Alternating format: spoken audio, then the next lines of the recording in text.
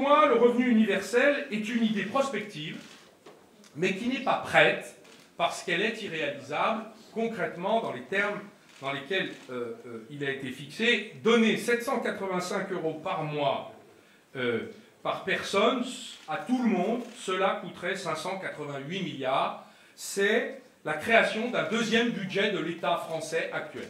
C'est 22 points de prélèvement de PIB, de la richesse nationale, et c'est 35 points d'augmentation de la CSG.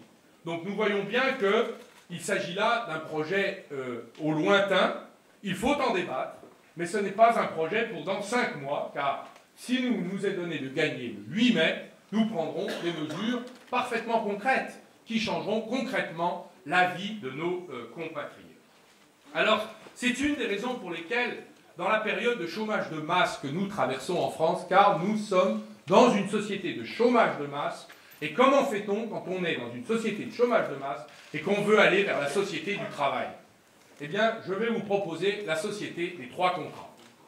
C'est une manière de dire que lorsque une personne a un contrat de travail, d'abord cela me donne l'occasion de dire que chaque Français doit pouvoir accéder à l'un de ces 3 contrats, dans la société des 3 contrats.